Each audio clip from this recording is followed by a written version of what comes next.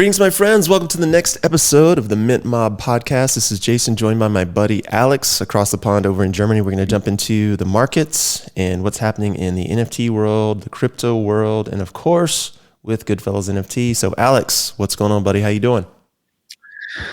I'm doing great, man. I actually wanted to talk about the markets immediately, telling people that we crossed 86,000, what we just did, but it went down to 85 again.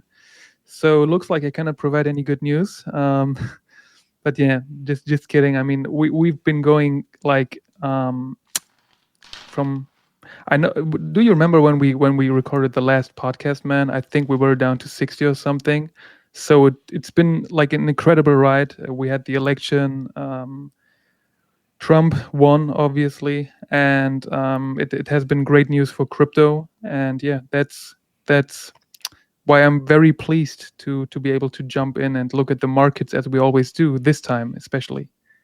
Yeah, for sure. The markets love certainty, and we certainly got it when, it was not only did Trump win the election, he shellacked the other party entirely. So, it was a total sweeping win for the Republicans, from the presidency to the Congress to the state houses, all the way across the board.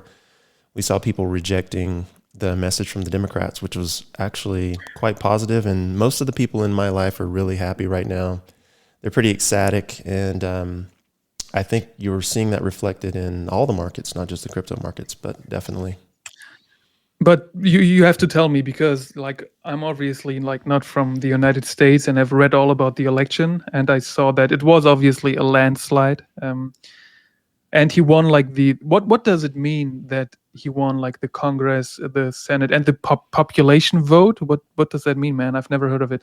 Okay. All right. So let's dive into the U.S. political structure. The thing that everybody loves to talk about. Yeah. So in the U.S. Give us a quick summary. Yeah, exactly. So in the U.S., people keep throwing around the word democracy.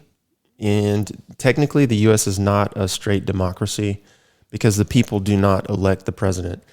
They vote within their home states, and then their home states get electoral votes. And the electoral votes are what decides the presidency, not the popular vote. So the way it works is, let's say, for example, I'm in Arizona. Arizona has 11 Congress people, 2 senators plus 9 representatives.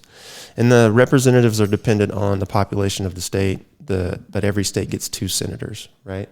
So when you look at the electoral votes, you get 1 electoral vote for every member of Congress. So Arizona gets 11 electoral votes. So if Trump wins Arizona, the popular vote in Arizona, then the electoral votes get cast for him, right?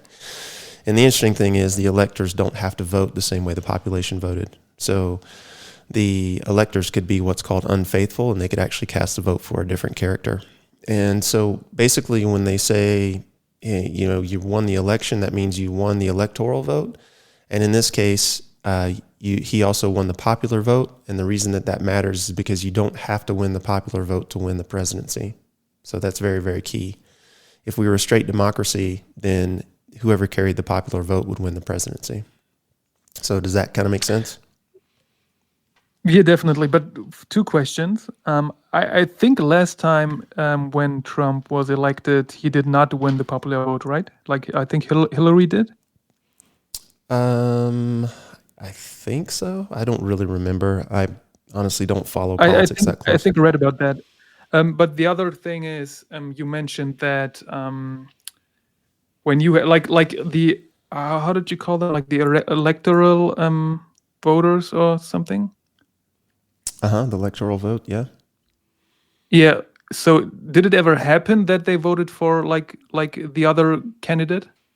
Yeah, we've had unfaithful voters in the past. And I think even during the 2016 election, we had unfaithful voters. I can't remember let's see, I can actually look it up. Unfaithful electors. Has it ever had like any real impact, or like was it like just 1 or 2? I'm not sure if it's swung an election. It hasn't become a thing until recently, when there's been so much division. But the Constitution does not demand that the electors vote with the state that they represent. So I think it's a pretty short list of faithless electors. Let's see, three. I'm just looking if there's anything on here of recent. The 2016 election, there were 10, it looks like. 10 electors in 2016.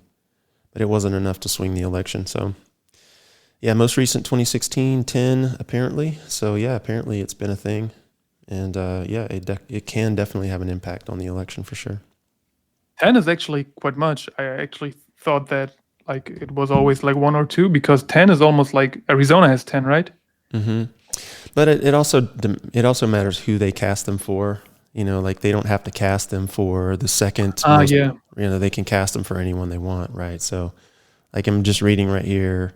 In 2016, Washington gave the Democratic Party electors gave 3 electoral votes to Colin Powell, who's a general, and then 1 to Faith Spotted Eagle, who's like a Native American representative. So like they went to all these different people, so it didn't necessarily impact the election. Okay, so Trump won the election, which has been said would be a very significant selection. Yes.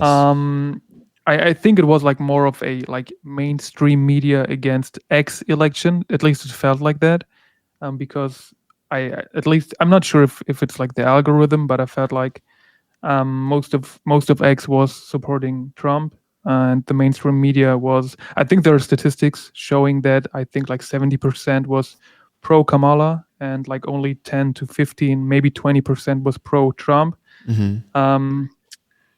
And that's crazy, man. I mean, it's good to see that mainstream media does not have the power that it thought it has. So Elon posted that we are the media now. Do you agree? Yeah, I think so. I mean, X is the only platform that allows voices from both sides. So, I mean, there's really no two ways about that. Hang on one second. My wife is asking me a question. Give me 2 seconds. Yeah.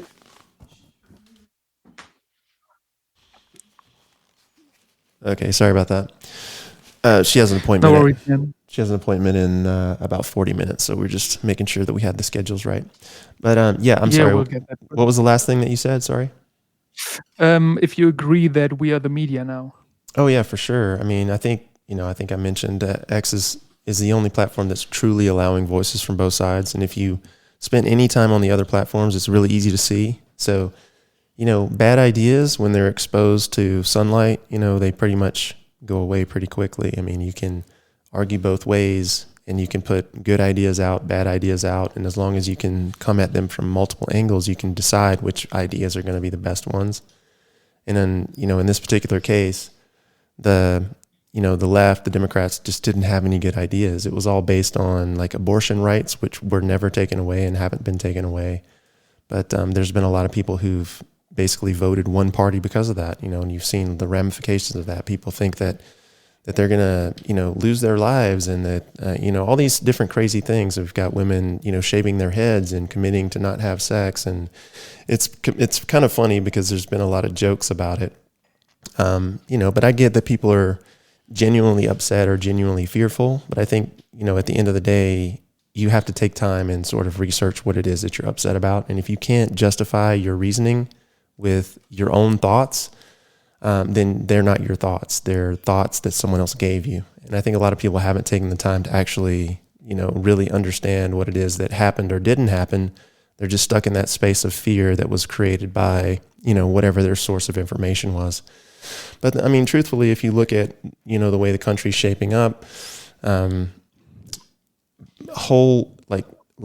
from, when I said like Trump won the presidency and he won the state houses, that means that the state governments, the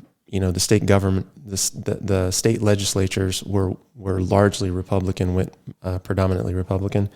But even if you go deeper than that and you look at the counties within the states, there's only a handful of blue counties in the entire country, and they're always the bubble cities. Your LAs, your Seattles, your New Yorks, every place that's sort of a liberal sort of hotbed. Those places, of course, went to Harris, and they could have run a sock puppet, and they still would have voted for the sock puppet. There's those places are just never going to vote anything other than left. It's just too ingrained into the culture. And you need to add that it's always the ones not requiring a voter's ID. But do you feel like both sides were represented equally on X? Because you said, X shows both sides, but obviously knowing that Elon heavily supported Trump, do you feel like people still try to represent Kamala on X? Well, I mean, I can only speak from my personal experience. On my timelines in X, I interacted with accounts from all different sorts of viewpoints. And so I got all of Elon's posts, of course, but I also got all of Destiny's posts, who's like this raging leftist. Every single day when I would log in, I would see his stuff first, So I think X did a good job of not limiting what I could see. And if that's the case, and I can look at what Destiny is saying versus what, Ben Shapiro is saying versus, whatever, then I can take in the information. I can decide for myself who has a good point, right? And that's the thing that was missing from the previous election. That, of course, and like like the number of votes that actually were real and were counted. As we're seeing the trend right now from the 2016, the 2012 election, we saw vote counts at a certain level. And then vote counts in 2020 jumped all the way up through the roof. And then back in 2024, they're back down to normal levels. So there's 15 million missing votes somewhere, like just randomly, these votes didn't get cast for whatever reason. And obviously they're still counting votes. So there might be a smaller gap, but it's still a huge, huge anomaly in the voting record. So, we can talk about election interference, and I think there's election interference in all elections.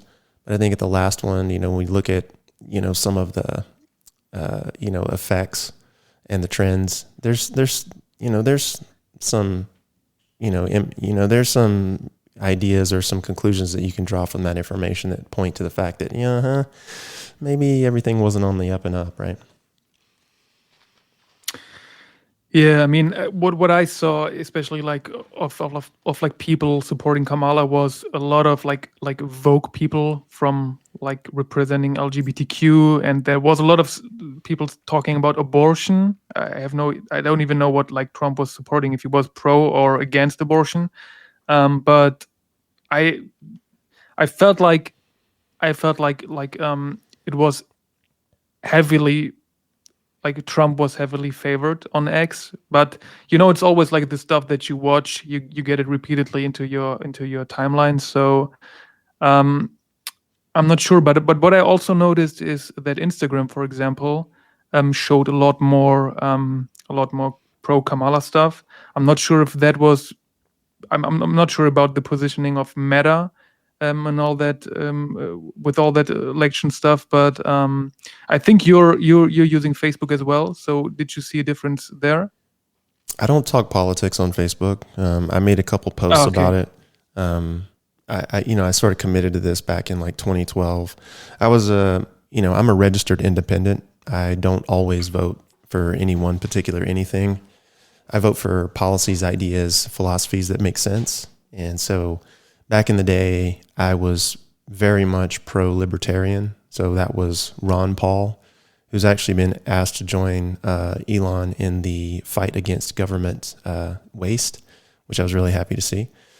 So, and there were many cases where he was never even on the ballot. So a lot of times when I went to vote, I just wrote him in, so you'd have the two major candidates and then you'd have a write-in, and I would write in Ron Paul.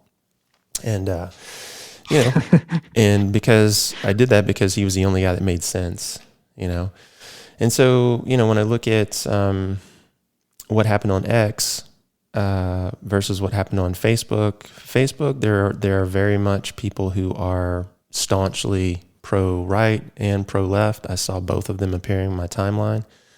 I saw I saw the most unhinged people and upset people and angry people were coming from the left. And so I just, muted those people because I don't want that negativity on my timeline. But even after doing that, I still saw, like, there was this one woman who it was a Facebook friend of mine, and she kept posting just all this negative, evil stuff, just hearsay, fear-based nonsense. And so I went in and I unfollowed and I unfriended her. And then Facebook still showed me her posts every single day after that. And so, I'm like, what do I have to do to not see this, negativity on my timeline, right? And then if you go to Threads, which is, Meta's knockoff of X, it's very much left-leaning, right? And I was kind of joking around with people on Threads. I'm like, because like when Elon took over X and made it more free speech, all the leftists left X and went to Threads, which I thought was hilarious because like the group of people who claims to be pro freedom and pro expression, they're like, well, no, we don't want pro freedom, pro expression.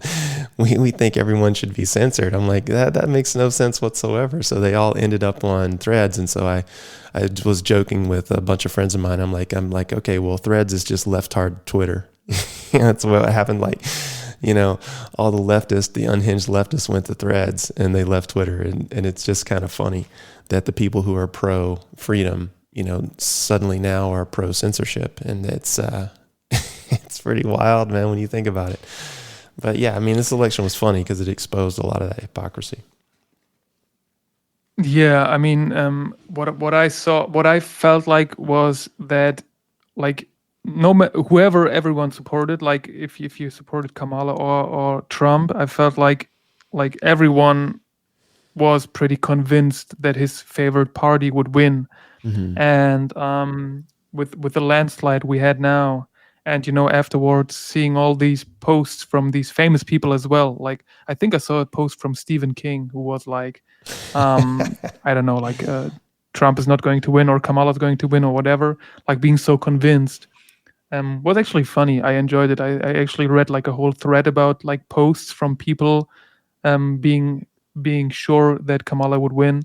And now after that, we have these people showing up, like claiming to leave the country or like trying to, I don't know, prevent having sex. I don't know. That's crazy, and that's all because Trump was elected. And Yeah, it's pretty funny.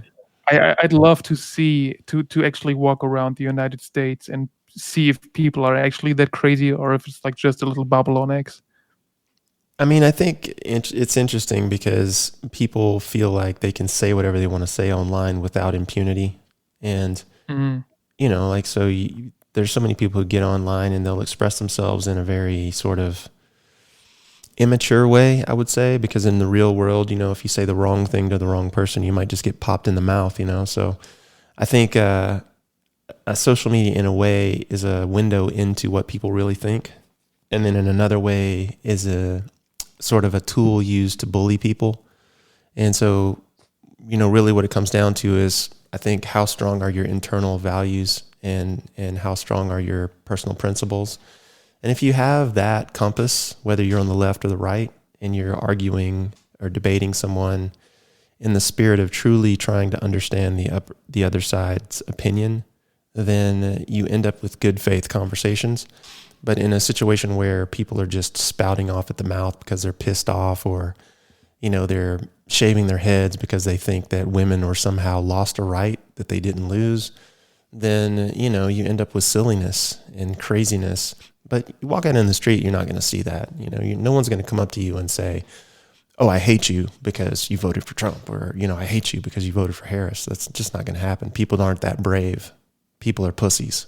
And that's why, the world is the way it is, because people lost the ability to actually stand up and stand in the face of what they believe.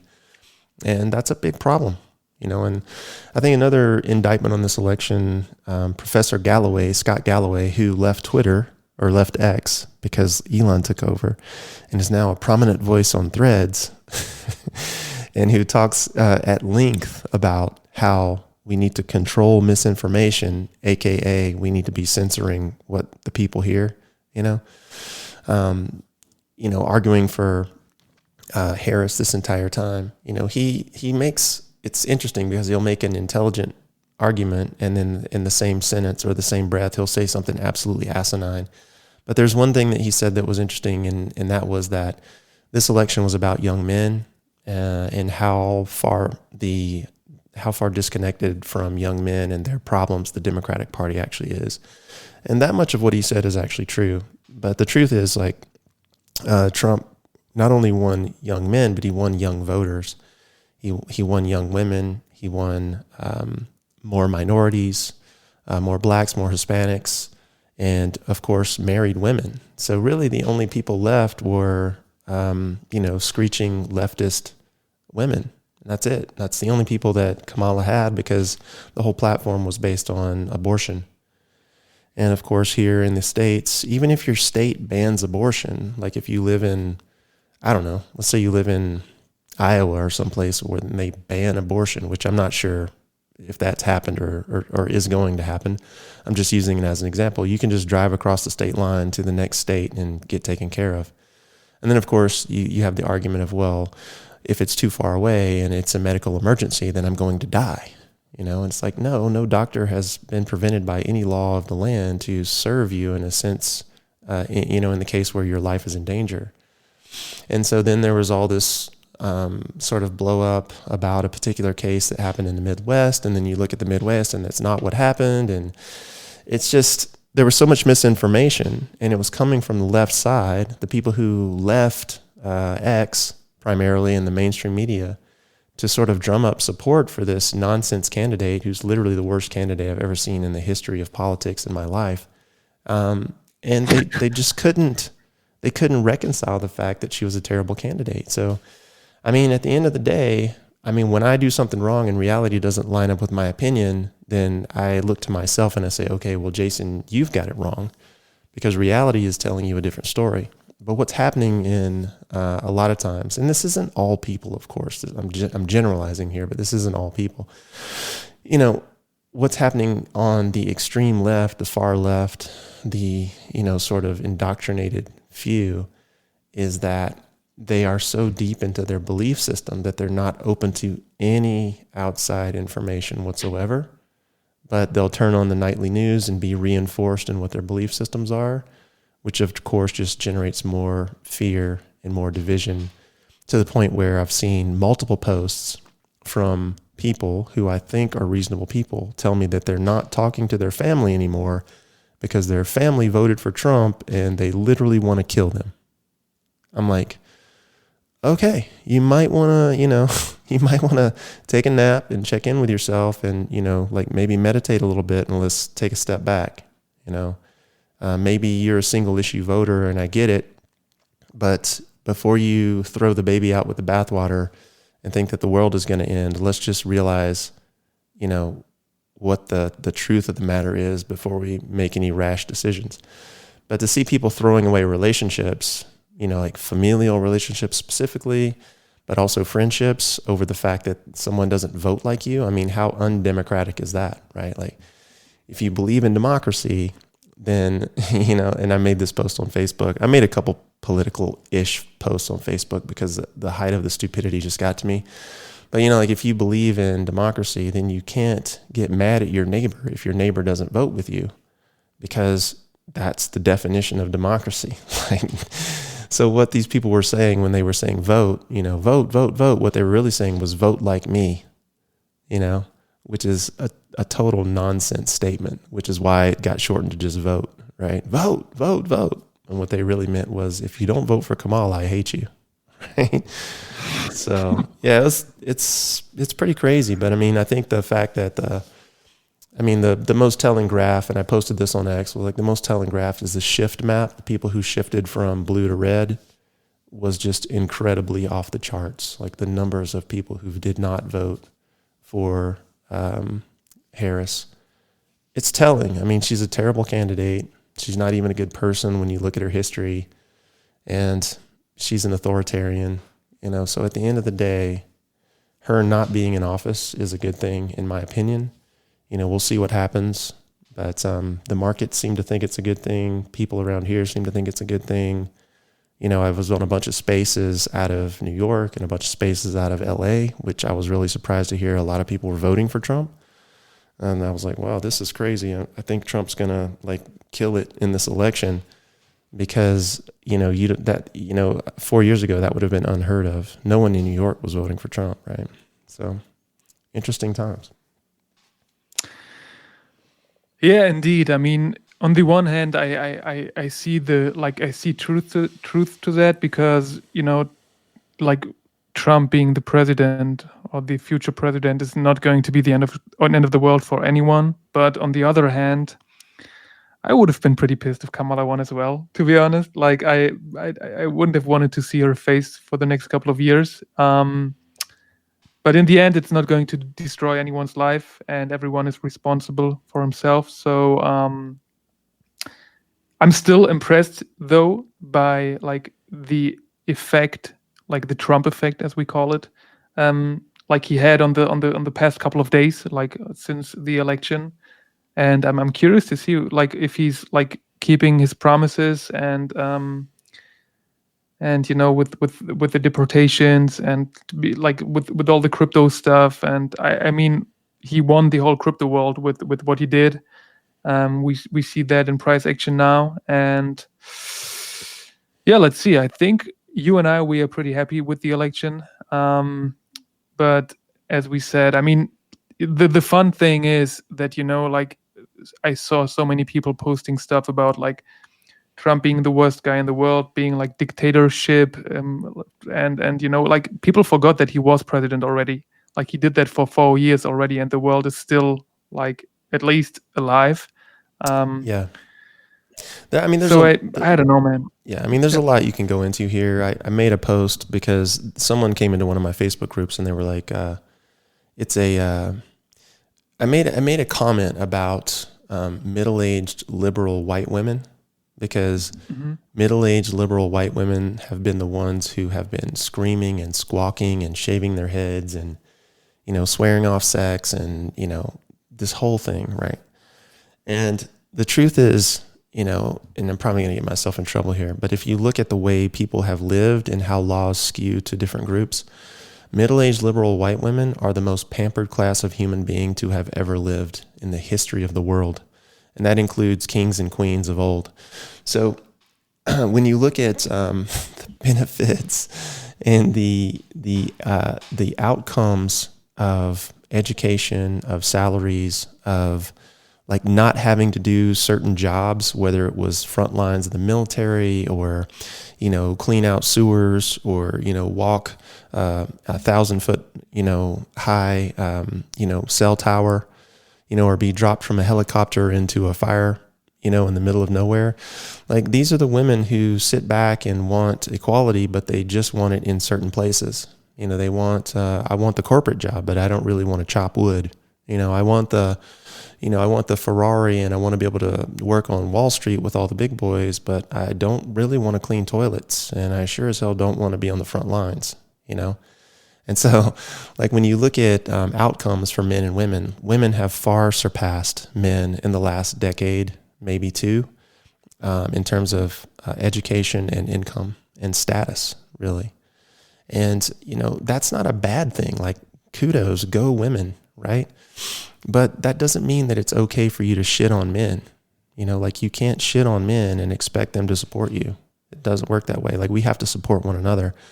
Whether you believe in equality of outcomes or not, you still have to believe in equality under the law, which is the most important thing. So as long as you have the opportunities that everyone else has, then you know what, everything is good. It's only when you don't have the same opportunities that everything is a problem. And if you're arguing for certain opportunities, then what you're arguing for is favoritism, or, identity politics, to be more specific, right?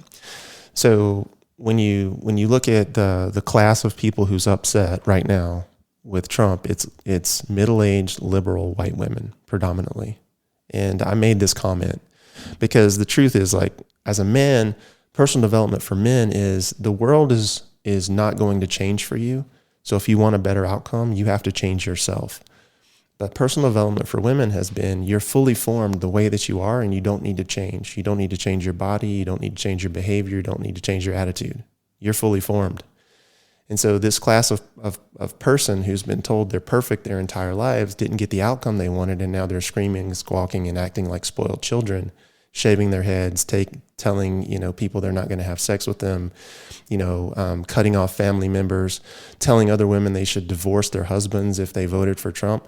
Like, this is the type of behavior you would get in like 8th grade. It's fucking ridiculous.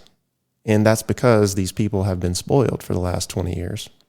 So, it was kind of an indictment of that. Because, when you look at minorities, when you look at especially Latin culture, and black males specifically, like, when you look at the outcomes and you look at the core value system, it doesn't align with what the Democrats were putting forward. And that's why they got beat so badly. I think one of the lines I used in one of my posts on Facebook was like, I haven't seen a beating this bad since redheaded stepchildren were invented. Like here in the States, we have this saying, like, oh man, you got beat like a redheaded stepchild, right? And, it just kind of points to the fact that they were so tone deaf and disconnected to what was happening in reality because they were stuck in their little cocoons and bubbles that they didn't care, and they were demonstrating no care for other people. It was all self, rather than being selfless. And what we really need in the span of like human growth and development is win-win relationships. It's like, I want women to win and I want men to win.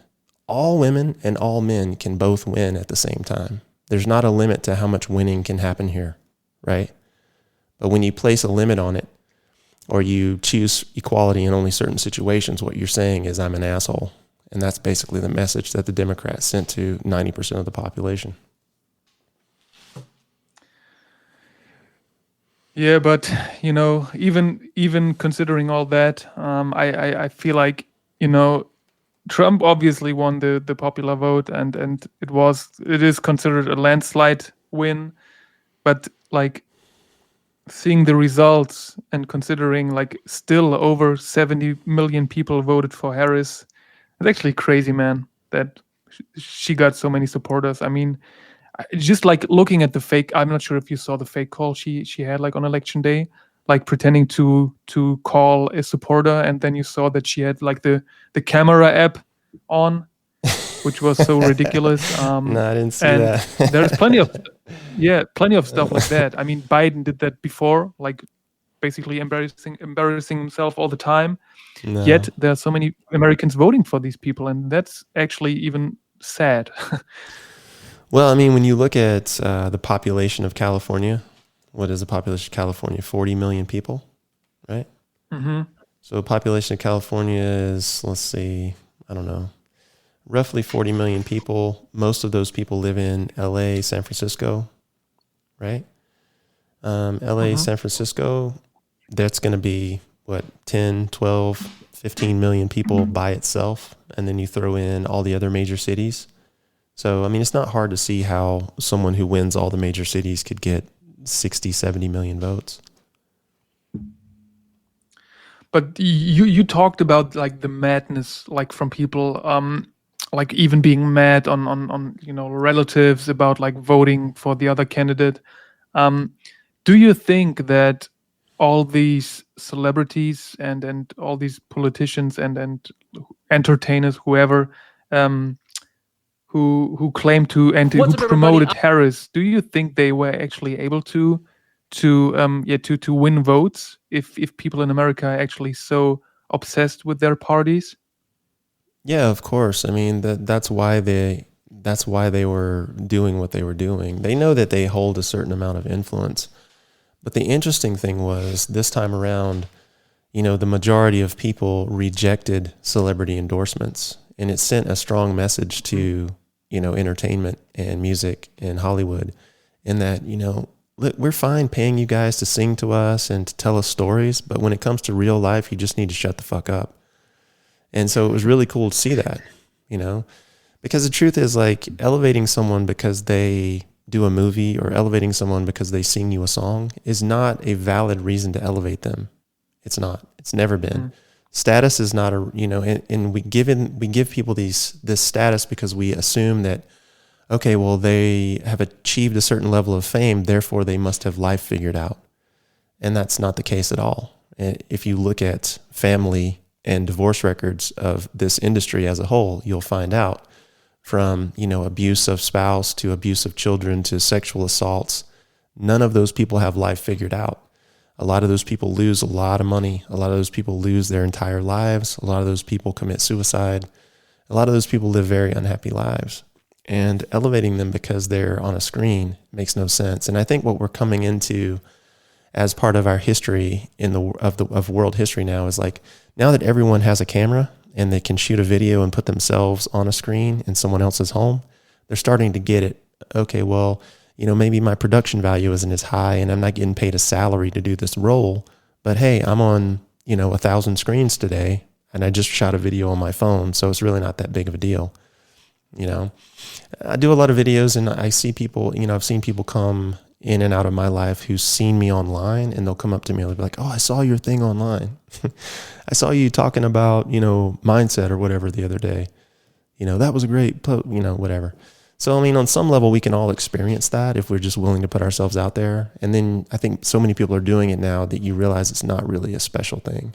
It's a special thing if you do it well, And with all the streaming and with all of the massive inventory of shows, movies, music, of all the massive inventory of that happening right now, the amount of money that can be made in that industry, except for the very top select few, is steadily dropping and dropping and dropping and dropping, which is a good thing because it means that only the strongest, best producers of that artwork will survive. And that's what we want. Everybody else will be relegated to, the living room phone, or shooting something with their friends, and they'll enjoy it and they'll have it, but they'll have a sense of, okay, well, just because I'm shooting a camera or shooting a video on my camera and showing up on someone's screen, it's not really that big of a deal. Yeah, in the end, it was to me, it was a big satisfaction to see that, whatever Taylor Swift posted had no effect, or whatever this or that celebrity posted had no effect. So I was pretty happy with it. And I feel like, if Elon Musk is promoting someone as a president, it has a lot bigger impact on me compared to, I don't know, P. Diddy. Okay, P. Diddy is a pretty bad example now, but I don't know, man. Name anyone from the celebrities promoting Kamala, because and Oprah, and man, see, come on, Oprah, give Oprah some props. Yeah, Oprah did it. Yeah, how come she didn't she didn't convince every black man in the United States to vote for Kamala? I thought she's the queen. Yeah, exactly. Because nobody cares anymore. Crazy. I think it's at a point now where people are concerned about their own well-being and their lives. And they know that if you're Oprah and you're worth $1 billion, you have no concept of reality anymore. Like, you don't grocery shop, you don't do your own clothes, you don't do anything, and very few people. Okay, probably Elon doesn't do that as well, but at least he managed to actually build something in his life that is that he can be proud of and that deserves respect from my side.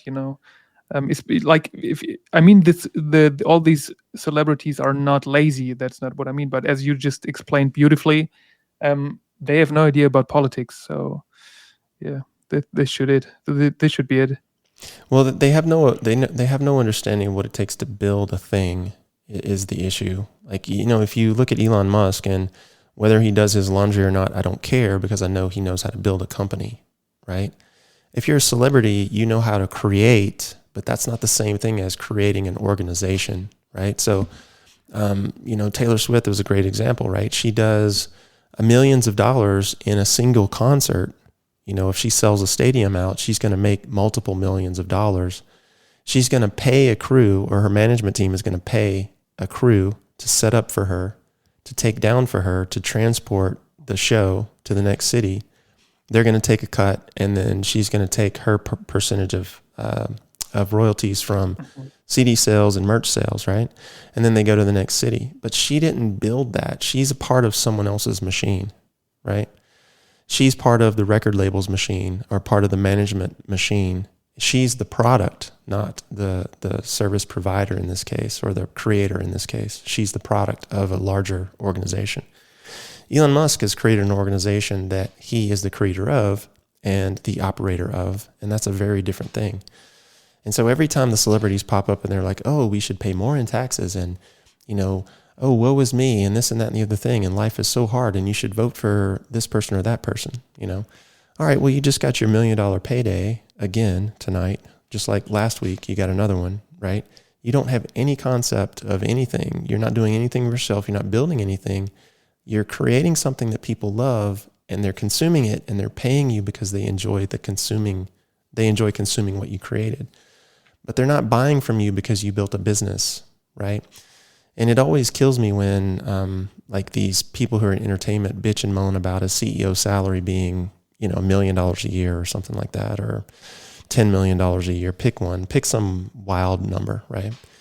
Okay, they can make those numbers in a night, and it goes to them and maybe 60 other people on their, transport team or tear down, takedown team, plus a percentage is going to go to their management and their lawyers and all the rest of it. But a CEO who makes that is employing 100 people, 500 people, 1,000 people, 10,000 people, 20, 50, 100,000 people, and the money's getting spread around and the responsibility is way higher. But somehow the CEO is greedy, right? The CEO is this greedy bastard who provides jobs and support for this company across thousands of employment situations that impact families everywhere that these people live. But the entertainer who pays themselves and maybe 100 other people by the time it's all said and done is somehow altruistic and giving and supportive and just this lovely individual. It makes no sense whatsoever. Yeah, I get that. Yeah, okay, whatever. I think we're a little short on time, so let's wrap up on the politics here and jump quickly into the Goodfellas project as well. Yeah, man. Why are you asking me all these political questions? Come on, man. Yeah, I'm sorry, man. Jeez. I didn't want to annoy you, man. So let's Ay, ay, jump ay. into the Goodfellas. We have a mint coming up, an artist incubator mint. A brand new artist incubator drop is being prepared for you guys, and we've already announced who it is. That lady is called has she ever pronounced her name in front of you? Like, is it Masan? I'm not sure. Like, I don't want to do it wrong. I say it as Masan, and she's never corrected me, so I'm assuming that's close. Maybe she's just being nice. It could be. I mean, again, she speaks Turkish and I speak English, and so most of our conversations are me typing something into Google Translate and like sending it to her, And so who knows? Okay, let's stick to Masan. She is from we think she lives in Turkey, but it's originated in like Iran. I think that's what her biography says.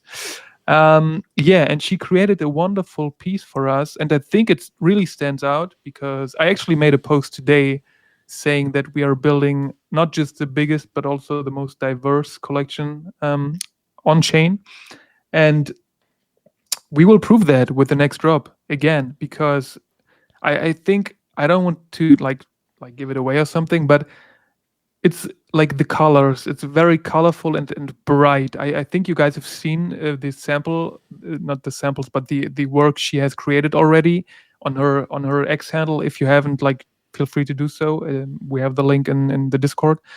And yeah, she creates beautiful art. It's very unique again. It's so good that each of our artist incubator artists is so different and unique. And yeah, I love it. I loved it from the very beginning. You sent it to me, and I'm looking forward to that, man. How did you get in touch with her? Actually, she was introduced to me by one of our bosses, Chaz, who has, the guy runs the gamut on spaces, does, these crazy long spaces, and has connected with some artists. I think they have their own little collaboration thing happening, but they do a lot together on Drip, and depending on your opinion on Drip, that could or could not be beneficial to the market, depending on your viewpoint. But a lot of people who are new to the creation scene and just connecting are, forming groups and like buying each other's stuff and then, like supporting one another and going to different places. And a lot of this artwork can stand on its own. And her art is definitely some that can stand on its own. She has her own viewpoint, her own way of doing things. She actually does painting inside Photoshop. So it goes one step beyond illustration in that she's actually like hand painting digitally these pieces that she creates, and it comes out really cool because she uses a lot of different brush styles, and she's got a lot of different bright colors going on. It's a it's just a feel good sort of a situation. So I think that overall it's a killer method of creation. And when you look at her pieces, you just have to keep looking at them because there's so many colors and details in there that it takes a moment to process. Yeah, definitely. And we look forward to introduce her even more, like on Spaces next week. I'm trying to get some information on her. She's very polite as well. I love that she engages with everything we do. And yeah, I'm looking forward to the piece. I'm always like so curious about how the community likes it. But talking about the community, there's actually one special member that we want to recognize and reward for like being there the whole year, collecting everything we drop and spreading the word on X. And we decided to create a trophy for that one person, and that trophy will be given away every year from now on, to yeah, the most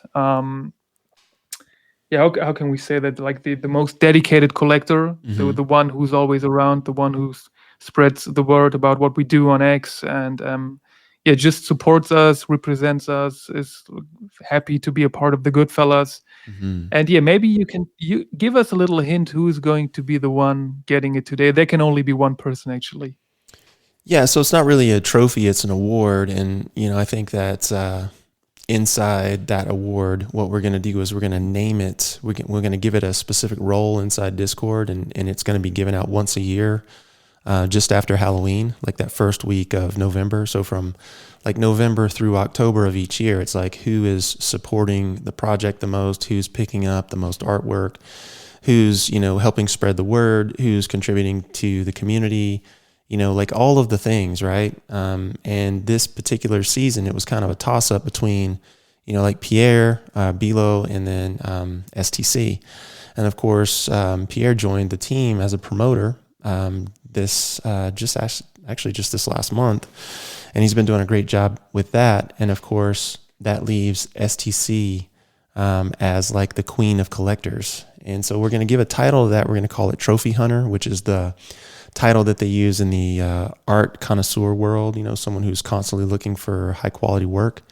So the Trophy Hunter role is going to go to the person who wins this award every year, as well as a bunch of other benefits, from NFTs to public acknowledgement to AU to, all kinds of different things. So we're going to announce that specifically tomorrow, or I guess today, depending on when you're listening to this podcast, assuming you got through all the political nonsense. So we're going to be doing some really cool things with that, and should be a lot of fun to see who earns it every single year, and see who it goes to in terms of like how it impacts the way people move and what they want to create. So yeah, it's going to be fun to recognize someone like STC who's really like killed it in the game of collecting, and she's always there in the community. She's always willing to help. She's willing to trade, willing to buy. She's done great little things. She's needed NFTs, and I've sent them to her, and then she'll pay me for them, even though I don't want her to pay me for them. Or if it's a payment that we agree on, she'll send more. She's just always contributing in some way, shape, or form. And I know that she's done that for other people as well. And then in addition to being active on X and posting the pieces and encouraging other people to post their pieces, like she's done a great job in promotion. She's just been super generous with her time and with her resources. And, she's someone that you can always count on. So that's why the Trophy Hunter Award will go to STC for the 2024 calendar year. So congratulations, girl. And we will get obviously this live in the server on X, and then get you some benefits rolling as well. So thank you so much. Yay, man. And you mentioned it. Special shout outs out to Bilo, Pierre, who's part of our team. And obviously the award going to STC. It's funny, we don't even know her real name. I think she's like that little, like she has all these secrets. We know that she's from New York, I think. But but I hope we get to know her a little better in the future. But yeah, on top of that, no, that's actually it. It's funny because you just mentioned like people going through like all this political stuff we talked about. You know, these YouTube videos that have like timestamps. And if we did that on the podcast, we'd probably have like 95% politics and like 3% AI and a little bit of like the award thing here, which is crazy. So yeah, we had the election. It was a big election, so we felt like we need to have one episode where we talk about that.